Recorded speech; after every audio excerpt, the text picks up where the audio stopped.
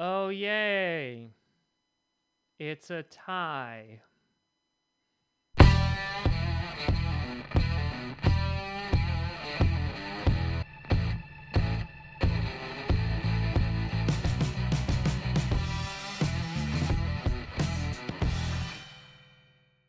Grassy Posse Packer Nation, welcome to another episode of Packcast, the podcast where you don't have to be a Packers fan, but it sure does help. I am your host, Tom Grassi, and that was a game played in Week 2 in the NFL in the 2018 season. That's basically what I have to say to that, as the Minnesota Vikings and Green Bay Packers tied after overtime, 29-29. Yeah, this was this game had so many ups and downs. My doctor's really gonna hate me for the increase in blood pressure that I had during this game. But let's just break down the stats. Let's break down the plays and talk about really who's at fault here, because I'm sure both sides are not going to be happy about the outcome of this game.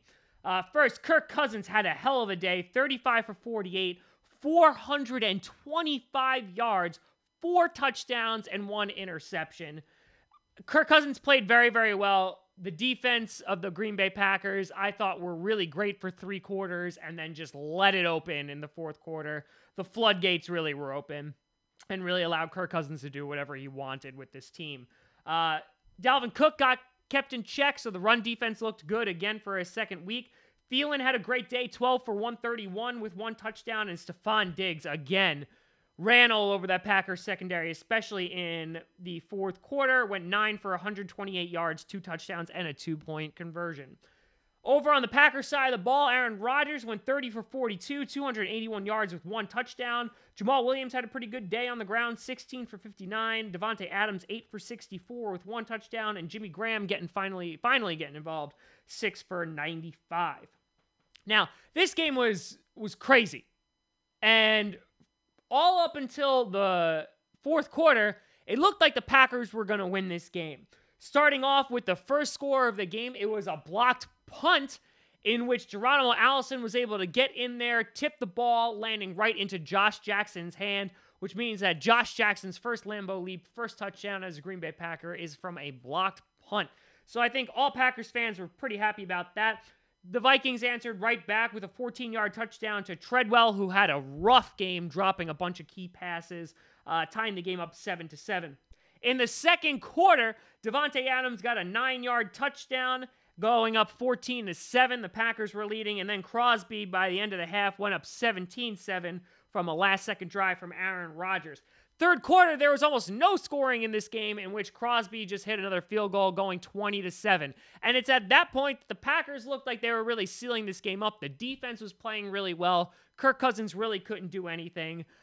And then the 4th quarter happened. The 4th quarter, Diggs got a 3-yard touchdown, then a field goal from Crosby, a 75-yard touchdown from Diggs, and a blown coverage by Devon House in really a disgusting play. They had kept him in check all day, and then it just looked like the secondary fell apart.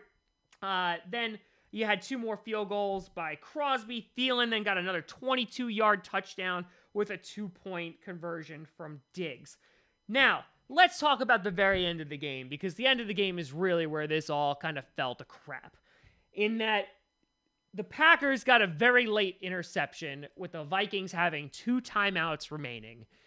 And in the red zone, the Packers freaking threw the ball on 2nd and 3rd down. Incomplete.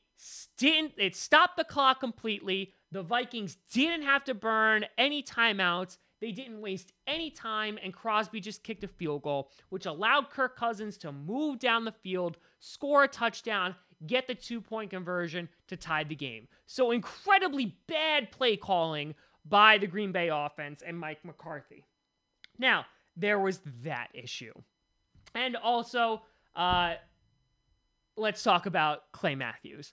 So, Clay Matthews, Kirk Cousins dramatically overthrew his receiver. It was picked off. Everybody was super excited in Green Bay, and Clay Matthews, for the second week in a row, blew the game off a dumb decision. He did the same exact thing against Trubisky last week, and Nick Perry bailed him out. This week, there was no such luck. There was no help coming.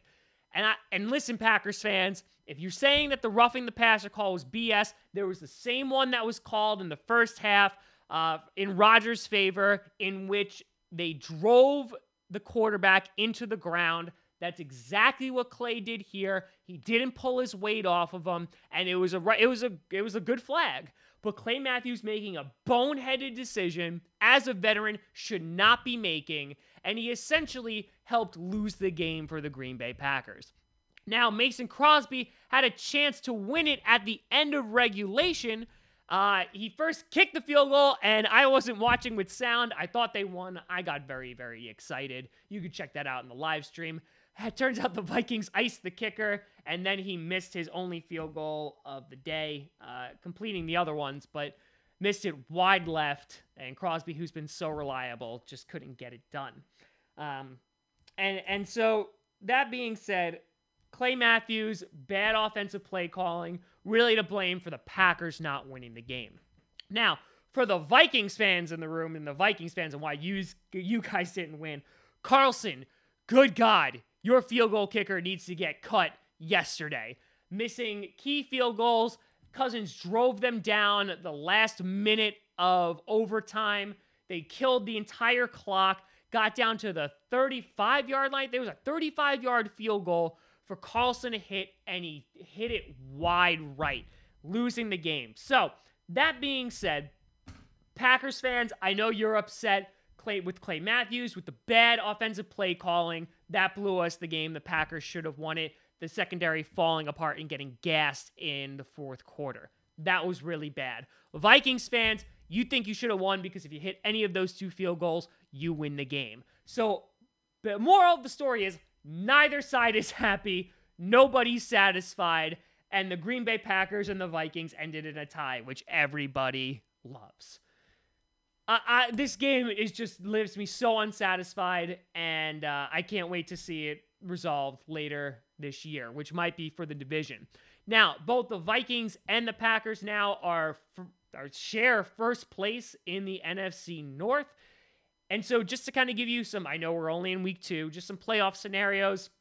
It's going to depend if they have the same record by the end, the Packers and the Vikings. It's going to go by divisional record, who has the better one of those. And if that's the same, then it's going to go into conference record. So really doesn't hurt the Packers, really doesn't hurt the Vikings. Just kind of unfortunate that both teams couldn't get it done today. Obviously, from a Packers fan standpoint, really disappointing with our defense, Clay Matthews, and the offensive calls, which remind me of the 2014 NFC Championship game, in that it was just, except they didn't run the ball. The one time where I actually want McCarthy to run the ball to kill some clock, they could have killed both timeouts for the Vikings, but some bad decisions, bad play calling, and Clay Matthews, man, I'm kind of getting tired of his crap.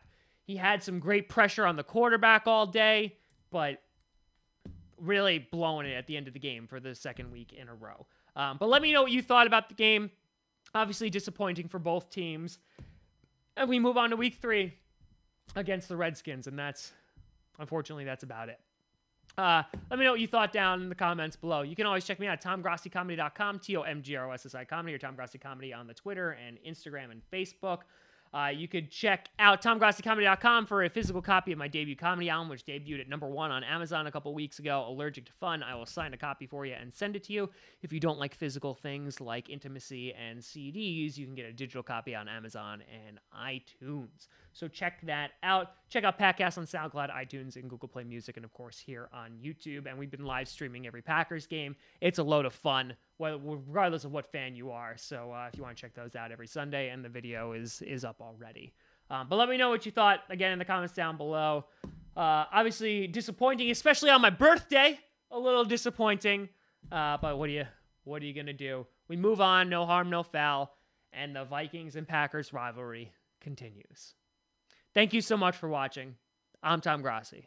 And as always, go Pack Go.